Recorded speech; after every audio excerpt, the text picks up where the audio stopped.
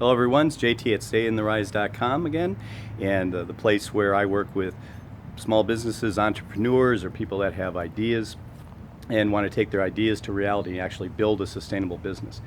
And today I was reminded, I'd seen some different commentary on the concept of cash being king, which is a very famous slogan that was used by Jack Welch, the CEO of GE, when he came in and actually kind of reorganized GE and turned it into the powerhouse that it is today by stripping out businesses and business units that weren't really at the top of their game.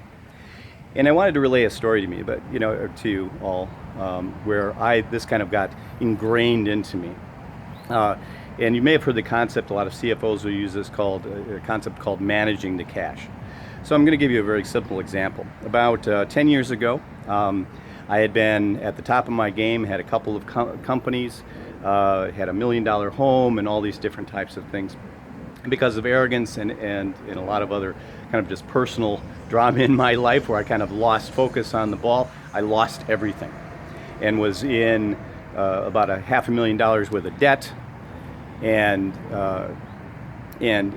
didn't have a home anymore. I'd lost my home. I was honestly out on the street. I was living on the street or flopping on people's couches that had been acquaintances at that time, had no job, had no money, and had that $500,000 in debt.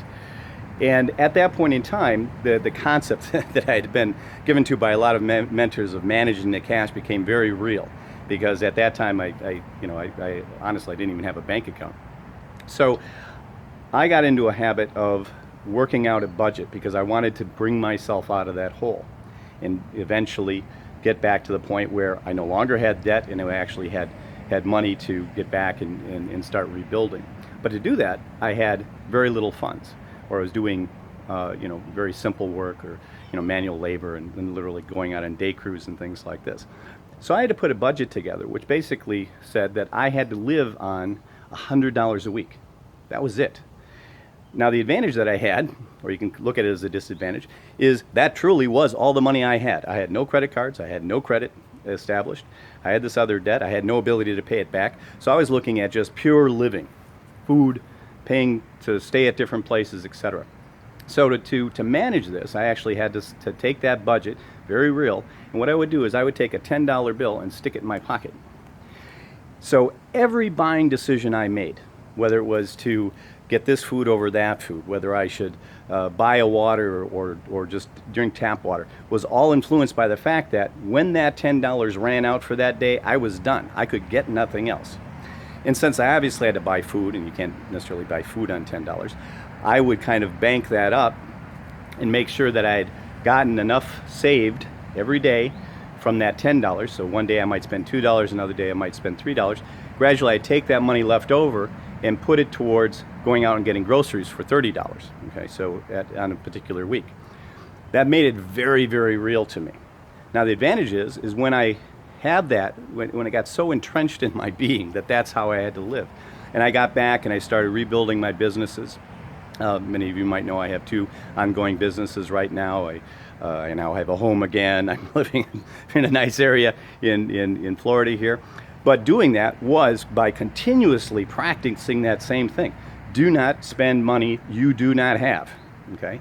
Or make extremely sure that you have managed the risks. So still today, every buying decision I make, every investment decision I make, every decision I make for my businesses, I'm looking at how much cash do I have in my pocket, okay? It's no longer $10, it might be, tens of thousands, but still, I have to approach it with that same process. When you do that, or even in the case of, let's say you're getting some financing, but you have to look at that as that, okay, now I have this other money, it's maybe giving me some cash, but I have to pay that back. So that becomes a burden and debt. I have to manage that cash the same way. It's not free money. There is no such thing as free money. So by managing this and having this very clear concept of exactly how much money, how much cash you have, and what you have to spend on, and how long of a runway do you want to have your business, keeps you extremely focused and allows you to, one, make extremely good business decisions. Now sometimes this means that you might have to potentially miss some opportunity, but that's okay, because there's nothing worse than being in a situation where you are cash poor in a business.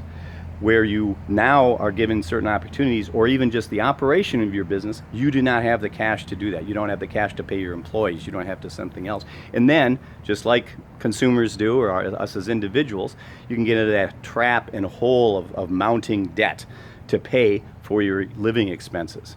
And that can become a very deep hole and become impossible to get out. And a lot of companies actually go bankrupt because of this. They're looking at their revenue numbers that they're coming in and everything else, but they forgot that you still have to have cash to manage the business. If you get to a point, for instance, where you're cash poor and you can't pay your employees, they might leave.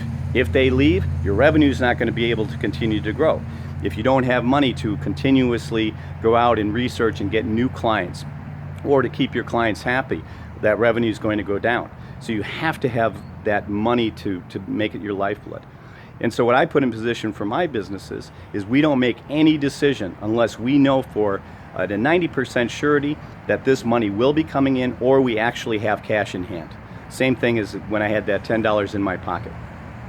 So you should treat your business, your whole life, based on this cash basis. Even when we do go out and we get some funding, or we get some a loan, or we do something on credit, we have the full expectation that we already had the money, or that we will for sure have the money to pay that off as soon as it comes in. And we may have just used it so that more from a timing opportunity or something like that, but never as a replacement to actually having the cash. So I hope that helps. Again, go ahead and subscribe to my YouTube channel here. I'm trying to get continuous content here, and certainly also go to my website, StayOnTheRise.com, for more information and tips and things like that.